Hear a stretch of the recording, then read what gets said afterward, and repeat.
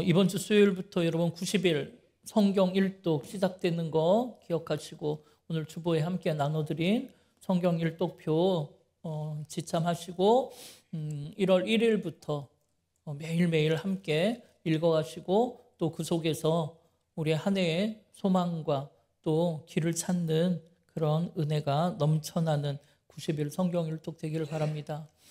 이번에는 꼭 한번 성경 일독 함께 하셔서 큰 은혜의 시간 되시기를 바랍니다. 이렇게 우리는 어느덧 한 해의 마지막 주일 송년주일을 어김없이 또 맞이하게 되었습니다. 여러분은 한 해를 돌아보시면 과연 올 한 해 여러분의 삶은 어디를 향해 무엇을 위해 살아온 인생이었습니까? 혹시 마지막 날이면 다 놓고 갈 저 세상에 미련을 두고 때로는 욕심을 부리며 썩어질 양식을 위해 살아온 인생은 아니었습니까? 아니면 정말 구원의 감격과 영생의 기쁨을 주는 영의 양식, 생명의 양식을 얻기 위해 살아온 인생이었습니까? 지금 현대사회도 그렇지만 예수님 당시의 세상도 예수님 당시의 그 사람들도 구원의 감격, 영생의 기쁨을 주는 생명의 양식을 얻기보다는 그저 세상에 썩어질 양식을 얻기 위해 육신의 정욕, 안목의 정욕, 이생의 자랑을 쫓아 하루하루 다람쥐 쳇바퀴 돌듯 정신없이 분주하게 살아가던 인생들이었습니다. 그래서 그런지 그들의 눈에는 병든 자를 말씀으로 고치시는 주님이 너무나 멋져 보였어요. 풍랑도 잔잔케 하시는 주님의 그 능력, 보잘것없는 오병이어로 5,000명을 먹이는 그 주님의 놀라운 기적이 너무나 매력적으로 보인 것이에요. 그래서 예수님만 우리와 함께 계시면 먹을 걱정, 아플 걱정 없이 정말 세상을 행복하게 살 수 있겠다 생각하고 예수님을 자기들의 왕으로 삼으려 했던 거잖아요. 그런데 오늘 보면 66절에 보면 그렇게 열광하며 예수님을 왕으로 삼고자 쫓았던 사람들이 하루아침에 다 떠나갔다는 거예요. 그리고 다시는 예수님과 함께 다니지 않았다라고 성경은 기록하고 있습니다. 여러분, 그 이유가 그럼 무엇일까요? 여러분, 그 앞에 60절에 보니까 그들의 마음이 돌아선 게 예수님의 말씀 때문인 것 같아요. 제자들 중에 여럿이 듣고 말하되 아니 말씀이 이렇게 어려워서 누가 알아들을 수 있겠냐며 자기들끼리 수군수군 했다는 거예요. 그럼 여러분 그들을 수군수군하게 했던 그들의 마음에 걸림이 되었던 예수님의 말씀이 과연 무엇이었습니까? 여러분 그건 바로 앞에 나오는 가버나움 회당에서 가르치신 말씀 때문이었던 거예요. 여러분 그때의 상황을 살펴보면 예수님께서는 가버나움까지 예수님을 찾아온 사람들에게 너희가 나를 찾는 까닭은 표적을 본 까닭이 아니라 먹고 배부른 까닭이 아니냐며 썩어질 양식을 위해 살지 말고 영생의 기쁨을 주는 생명의 양식을 위해 살라라고 권면하셨고 이에 사람들은 우리에게 표적을 보이려는 메시아 노릇하시려면 다른 표적은 필요 없고 하늘의 만나로 우리 조상들을 먹여 살린 모세처럼 오병이어의 기적이나 매일매일 보여달라고 그렇게 요구했던 거예요. 그랬더니 여러분 주님이 뭐라고 하셨냐면 내가 바로 하늘에서 내려온 생명의 떡이라고 하시면서 오늘 본문 앞에 53절에서 58절에 이렇게 말씀하셨습니다. 함께 읽어보겠습니다. 예수께서 이르시되 내가 진실로 진실로 너희에게 이르노니 인자의 살을 먹지 아니하고 인자의 피를 마시지 아니하면 너희 속에 생명이 없느니라. 내 살을 먹고 내 피를 마시는 자는 영생을 가졌고 마지막 날에 내가 그를 다시 살리리니 내 살은 참된 양식이요 내 피는 참된 음료로다. 내 살을 먹고 내 피를 마시는 자는 내 안에 거하고 나도 그의 안에 거하나니 살아계신 아버지께서 나를 보내심에 내가 아버지로 말미암아 사는 것 같이 나를 먹는 그 사람도 나로 말미암아 살리라. 이것은 하늘에서 내려온 떡이니 조상들이 먹고도 죽은 그것과 같지 아니하여 이 떡을 먹는 자는 영원히 살리라. 아멘. 여러분 이 말씀이 그 사람들의 마음에 걸림돌이 된 거예요. 그럼 여러분 어떻습니까? 여러분 주님이 내 살과 피를 먹고 마셔야 영생을 얻는다라고 말씀하시는 그걸 여러분은 받아들이실 수 있겠습니까? 아니 우리가 식인종도 아니고 뭐 주님의 살을 먹고 주님의 피를 어떻게 마셔야 한다는 것인가?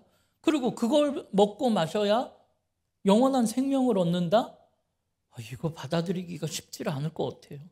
물론 지금 우리는 예수님이 우리를 죄에서 구원하러 십자가 지신 메시아라는 것을 믿으니까 이걸 그냥 믿음으로 받아들일 수 있지만, 당시에 그런 믿음이 없는 상태에서 이런 말씀을 처음 들은 사람들은 이걸 받아들인다는 게 결코 쉽지 않았을 거예요. 그래서 42절에 보면 유대인들이 이르되 아니 이는 요셉의 아들이 아니냐, 그 부모를 우리가 뻔히 아는데 자기가 지금 어찌하여 하늘에서 내려왔다라고 그렇게 말할 수 있느냐, 그렇게 수군거렸다고 하잖아요. 여러분 왜 안 그러겠습니까? 아니 어릴 때부터 봤던 사람이 하늘에서 내려왔다고 하고 자기가 생명의 떡이라고 하고 자신의 살과 피를 먹고 마셔야 영생을 얻는다고 하니까 이걸 이해하고 이걸 받아들일 수 있는 사람이 누가 있겠습니까? 이에 주님을 통해 먹고 배부르고자 했던 그들은 하나님을 아버지라는 둥, 그 아버지가 보내서 하늘에서 내가 내려왔다는 둥, 내 살을 먹고 내 피를 마시면 영생을 얻는다는 등의 말씀은 그야말로 황당무계한 이야기처럼 들려서 그건 예수님께 대한 예수님께 기대했던 것이 아니기 때문에 이제는 더는 나올 곳이 없다는 식으로 주님을 다 떠나가 버린 거예요. 이렇게 세상적 욕망을 쫓아 정말 밀물처럼 밀려왔던 사람들은 배부른 떡이 없으니까 이번에는 썰물처럼 빠져나가 버렸고, 그들이 떠난 곳에는 다시 처음에 12제자만 남게 된 것입니다. 이 주님은 남아있는 제자들에게 묻죠.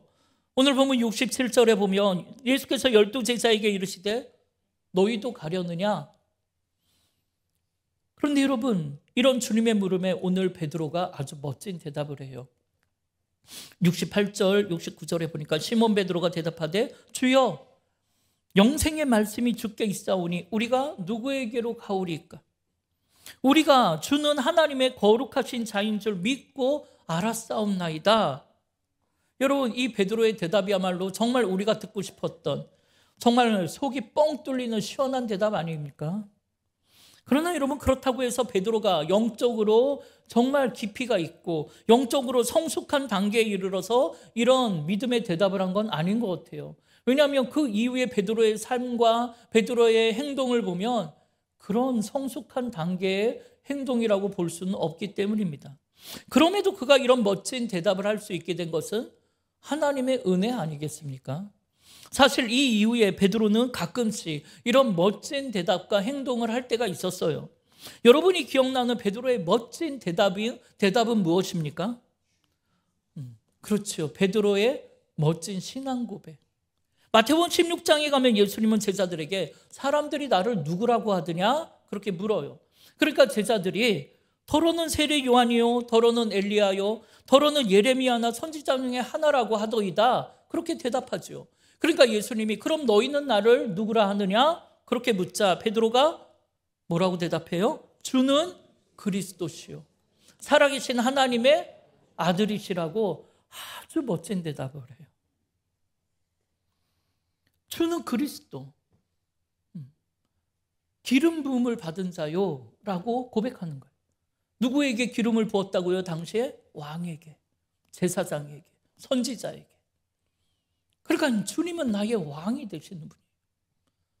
그리고 나를, 죄악된 나를, 허물 많은 나를 하나님께로 인도해 줄 중보자 되시는 제사장이요, 하나님의 말씀을 이 땅에서 대언해 주실 선지자이십니다라고. 그런 주님은 살아계신 하나님의 아들이시라고 이런 놀라운 고백을 해요. 그러니까 예수님께서 요나의 아들 시몬아, 참 네가 복이 있다. 어떻게 이런 고백을 할 수 있었니? 그런데 이를 알게 한 이는 혈육이 아니요 하늘에 계신 아버지께서 알려주신 것이라고. 그러니까 세상 지식으로 네가 이걸 깨닫고 알게 된 것이 아니요 하나님의 은혜로 알게 된 것이라고 그렇게 말씀해 주세요. 예, 오늘 우리도 베드로하고 똑같이 오직 하나님의 은혜로 우리도 주는 그리스도시요 살아계신 하나님의 아들임을 고백하며 그런 주님이 나를 세상의 모든 죄악과 죽음으로부터 구원하시기 위해 십자가 지셨음을 믿게 되었고 가버나움 회당에서 가르치신 대로 주님의 살과 피를 먹고 마시는 이 성찬에 참여케 하심으로 구원에 감겨 영생의 기쁨을 누리며 세상을 살게 하신 것 아닙니까? 그런데 여러분, 그 다음에 주님의 말씀을 보면 모두가 떠난 자리에 남아있다는 것만으로 주님의 참된 제자가 되는 것은 아니었던 모양이에요. 오늘 보면 70절에 보니까 예수께서 대답하시되 내가 너희 12를 택하지 아니하였느냐? 그러나 너희 중에 한 사람은 마귀니라 하시니. 이 말씀은 가롯 시몬의 아들 유다를 가리키심이라. 그는 12 중에 하나로 예수를 팔자니라. 여러분, 당시에 가룟 유다는 예수님을 떠나진 않았어요. 그렇지만 예수님께서는 그는 제자가 아니고 나를 팔자라고, 심지어 그는 마귀라고 그렇게 얘기하셨어요. 너무나 충격적인 말씀 아닙니까? 그렇다면 여러분은 예수님의 이 말씀 앞에 과연 나는 아니라고 말할 수 있겠습니까? 여러분, 한 해를 돌아보면서 나는 예수님을 떠나 세상을 쫓아가는 사람 아니라고, 나는 예수님을 팔아넘길 탐욕의 배신자 가룟 유다가 아니라고 여러분 그렇게 자신 있게 지금 주님 앞에서 대답하실 수 있겠습니까? 물론 우리들 모두 나는 아니라고 그렇게 말하고 싶겠지만, 그렇다면 과연 주님 쪽에서 오늘 나를 누구라고 말씀하실까요? 나를 제자라고 말씀하실까요? 참 복이 있는 사람이라고 말씀하실까요? 아니면 나를 향해서도 너는 나를 팔자라 그렇게 말씀하실까요? 여러분, 이걸 생각하며 하루하루를 사는 인생, 그것이 바로 주님 다시 오심을 기다리며 등불에 기름을 준비하는 신앙인 아멘 주 예수여 어서 오시옵소서 고백하는 마라나타의 신앙인 아니겠습니까? 여러분, 아멘 주 예수여 오시옵소서의 이 마라나타의 신앙 고백은 주님이 언제 오셔도 부끄러움이 없는 등불에 기름이 준비된 믿음의 사람만이 드릴 수 있는 고백 아닙니까? 그러면 여러분은 주님 다시 오시는 날을 기다리는 신앙, 그날을 준비하는 마라나타의 신앙으로 하루하루를 살아오셨습니까? 여러분은 지금 신랑 되신 주님을 만날 준비가 끝나셨습니까? 그래서 주님이 오늘이라도 지금이라도 오시기를 사모하며 그렇게 하루하루 살아가고 계십니까? 여러분, 당시 초대교회 성도들은 모일 때마다 주님의 살과 피를 먹고 마시는 성찬 예식을 하면서 아멘 주 예수여 어서 오시옵소서 그렇게 기도함으로 힘들고 눈물 나는 이 핍박 속에서 썩어질 양식을 쫓아가지 않고 생명의 양식을 통해 믿음을 끝까지 지켜내며 평안과 기쁨의 삶을 살 수 있었던 것입니다. 그런데 그런 초대교회의 신앙과 오늘 우리의 삶을 비교해 보면 우리는 너무나 부끄러울 때가 많죠. 왜냐하면 오늘 우리는 천국의 소망, 마라나타의 신앙으로 살지 못하고 우리의 인생의 목표와 꿈이 여전히 마지막 날이면 다 놓고 갈 저 썩어질 세상에 있을 때가 많기 때문이죠. 물론 그렇게 천국을 소망하는 마라나타의 신앙으로 산다고 해서 여러분 이 땅의 삶을, 육신의 삶을 등한시하고 다 땅 팔고 집 팔아 교회에 모여서 찬송하고 기도만 하라는 것은 절대로 아닙니다. 여러분, 마태복음 24장 40절에서 41절 우리 한번 읽어보겠습니다. 그때 두 사람이 밭에 있음에 한 사람은 데려가고 한 사람은 버려둠을 당할 것이요 두 여자가 맷돌질을 하고 있음에 한 사람은 데려가고 한 사람은 버려둠을 당할 것이니라. 아멘. 여러분, 이게 겉으로 보기에는 주님 다시 오시는 날이 언제인지 알 수 없으니 깨어 근신하여 기도하며 하루하루를 살라라는 것처럼 보이지만 여러분, 그때 데려감을 당한 사람들을 보세요. 그들은 성전에 모여 찬송하고 기도하던 중에 데려감을 당한 게 아닙니다. 열심히 하루를 살면서 밭을 갈던 중에 또 열심히 맷돌질을 하던 중에 데려감을 당했다는 걸 기억하셔야 돼요. 이렇게 마라나타의 신앙을 가지고 사는 사람은 자신에게 주어진 하루하루의 인생을 소홀히 하지 않습니다. 설령 주님이 오늘 오신다고 해도 마라나타의 신앙인들은 오늘 나에게 맡겨진 일에 최선을 다하다가 그곳에서 주님을 맞이하는 거예요. 사실 저는 매일매일이 오늘이 그날일까 기도하며 주님이 빨리 오셨으면 참 좋겠다라는 마음으로 하루하루를 살고 있습니다. 그러나 여러분, 그렇다고 해서 제가 멍하니 하늘만 바라보며 살고 있지는 않아요. 오늘 하루 저에게 주어진 사명을 위해 최선을 다해 살아갑니다. 여러분, 저는 그 마음을 사도 바울을 통해 배웠는데요. 사도 바울도 늘 주님께로 가고 싶은 소망 하나로 살았던 사람이에요. 그러나 한편으로는 오늘 나에게 주어진 인생 속에서 최선을 다해 사명 감당하며 하나님의 뜻을 이루며 사는 사람이에요. 그 대표적인 고백이 로마 감옥에 있을 때 빌립보 교회에 보낸 편지일 것입니다. 여러분, 빌립보서 1장 20절에서 21절 우리 한번 읽어보겠습니다. 나의 간절한 기대와 소망을 따라 아무 일에든지 부끄러워하지 아니하고 지금도 전과 같이 온전히 담대하여 살든지 죽든지 내 몸에서 그리스도가 존귀하게 되게 하려 하나니 이는 내게 사는 것이 그리스도니 죽는 것도 유익함이라. 아멘. 여러분, 지금 바울은 감옥에 갇혀서 내일을 기약할 수 없는 현실 속에서 그가 성한 몸으로 이 감옥을 나갈 수 있을지 아니면 여기에서 죽을지 그건 알 수 없지만 내가 살아있다고 해서 내 이 연약한 인생이 하나님께 도움이 될 것도 아니고 반대로 내가 죽는다고 해서 하나님께 손해가 되는 것도 아니겠지만 어찌되었든 내가 살든지 죽든지 내 삶을 통해 그리스도께서 존귀함을 받게 되는 것, 이것이 바로 사도 바울의 간절한 기대와 소망이라는 거예요. 여러분, 오늘 우리 또한 앞으로 10년을 더 살지 20년을 더 살지 그건 아무도 모릅니다. 그럼 여러분, 그 시간을 어떻게 사는 것이 정말 의미가 있을까요? 여러분에게 주어진 인생이 내년 1년뿐이라면, 아니 내년 1월 한 달만 남았다라면 과연 여러분은 어떻게 사시겠습니까? 여전히 세상에 썩어질 양식을 쫓아 사시겠습니까? 그것이 의미가 있겠습니까? 여러분, 그때 사도 바울이 내린 결론이 뭐냐면 나를 향한 하나님의 뜻을 깨닫고 그 뜻대로 사는 것이 하루를 살아도 가장 의미 있게 사는 것이라고 고백하는 거예요. 왜냐하면 하나님의 뜻은 내가 생각하는 것보다 훨씬 더 커서 그저 세상에서 조금 더 좋은 집에 조금 더 좋은 것을 가지려고 살아가는 인생과는 비교도 안 되기 때문입니다. 이에 사도 바울은 그렇게 내 삶에 그리스도가 전부인 인생을 내가 살고 있으니 이제 죽어도 나는 여한이 없다라고 고백할 수 있는 것 아니겠습니까?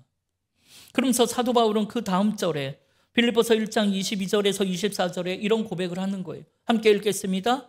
그러나 만일 육신으로 사는 이것이 내 일의 열매일진데 무엇을 택해야 할지 나는 알지 못하노라. 내가 그 둘 사이에 끼었으니 차라리 세상을 떠나서 그리스도와 함께 있는 것이 훨씬 더 좋은 일이라. 그렇게 하고 싶으나 내가 육신으로 있는 것이 너희를 위하여 더 유익하리라. 아멘. 여러분, 이게 무슨 말입니까? 여러분, 사도 바울은 솔직하게 고백해요. 지금 나는 사느냐 죽느냐 그 둘 사이에 끼어 있다는 거예요. 마치 맷돌 사이에서 콩이 갈리듯이 너무나 그 인생이 고통스럽다는 거예요. 사실 내가 원하는 것은 나는 오늘 죽는 거라는 거예요.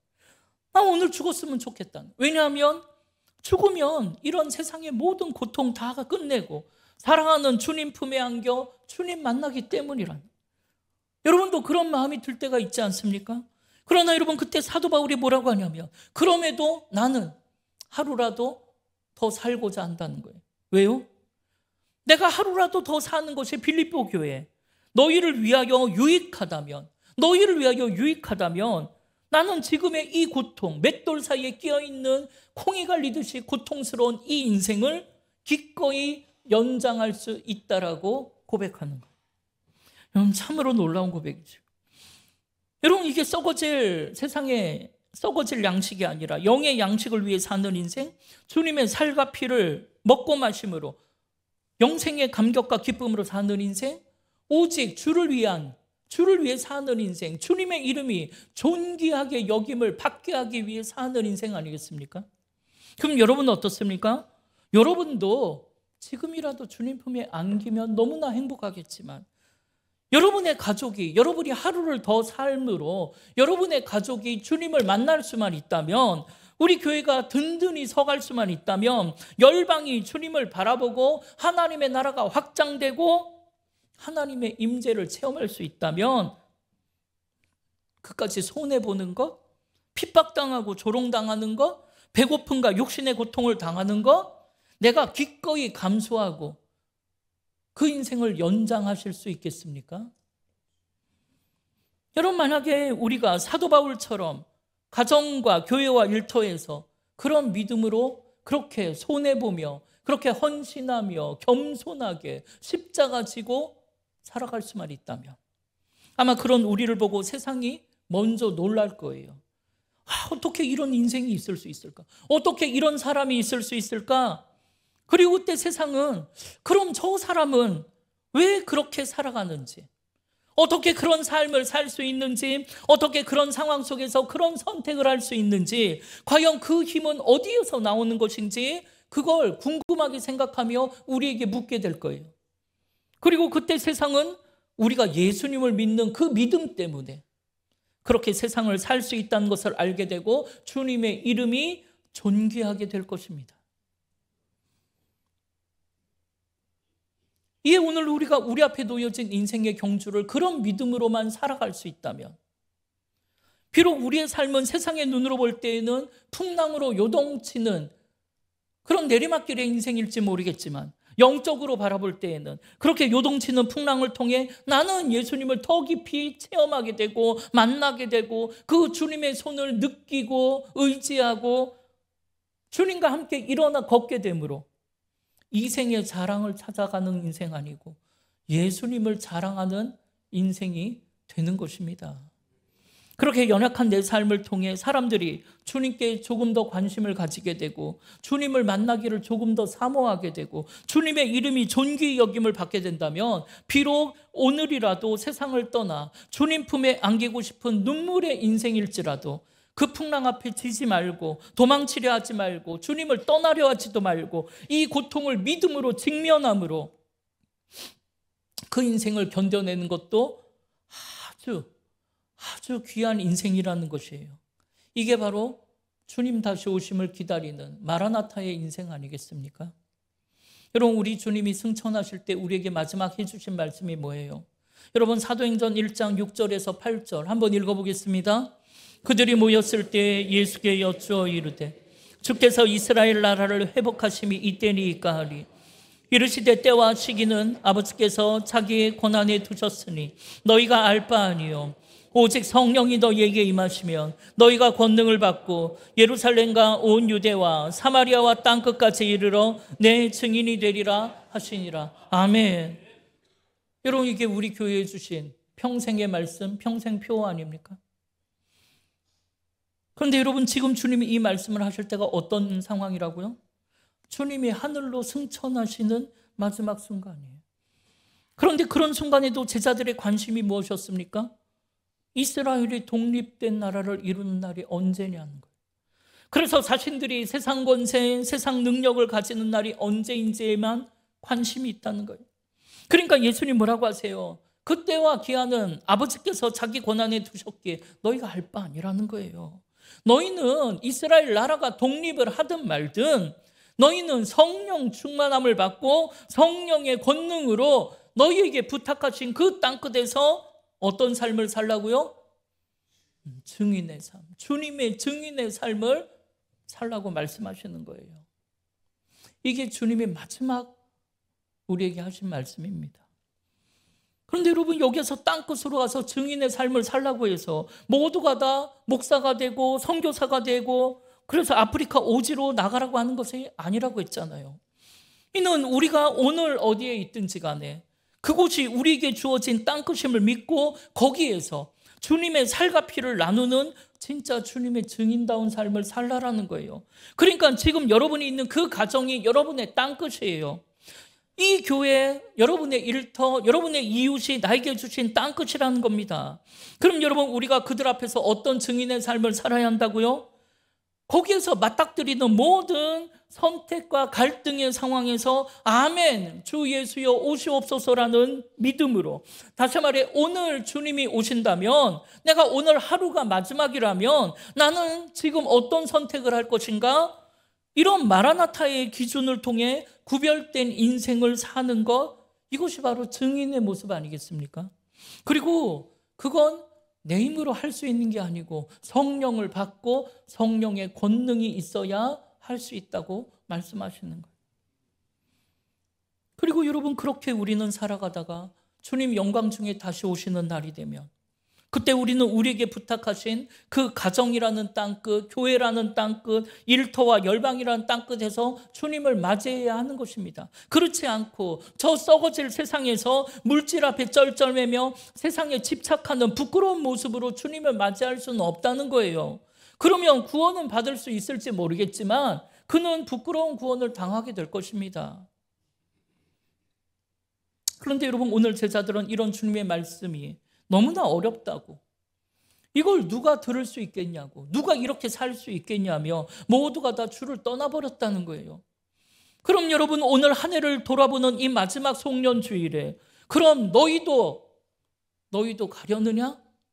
그렇게 주님 물어보신다면 여러분은 지금 뭐라고 대답하시겠습니까?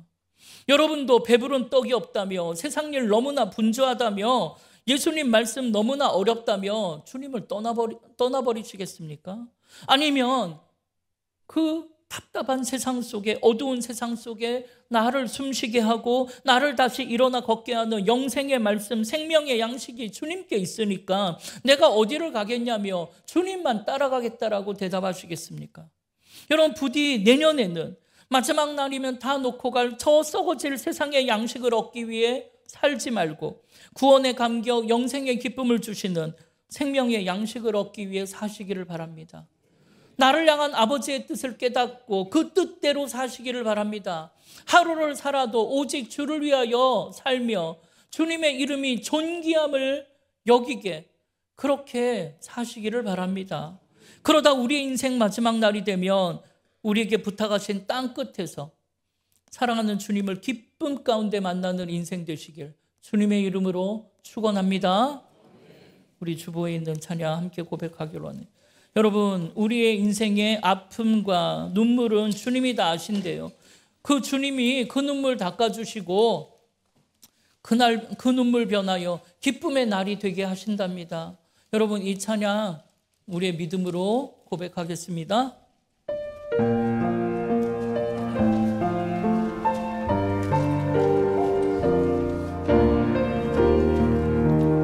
함께 고백하십시다.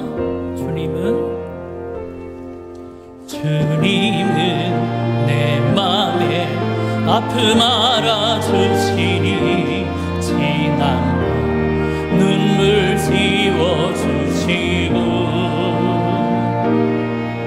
아침에 돋아난 여린 풀들과 같이 내 마음을 새롭게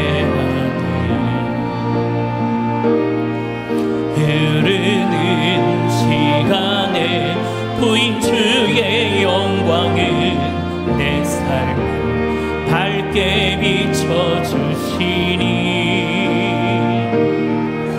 온 땅과 모든 산보다 전에 계셨던 주님 창조의 주를 찬양하네. 주님은 거친 바다 위 나의 영 두 손으로 굳게 잡아주시네. 주님께 맡긴 인생의 여정 속에 아픈 만큼 기쁨의 날, 우리 다시 한번 고백합니다. 주님은 거친 바다, 주님은 거친 바다 위 나의 두 손으로 굳게 잡아주시네. 주님께 맡긴 인생의 여정 속에 아픈 만큼 기쁨의 날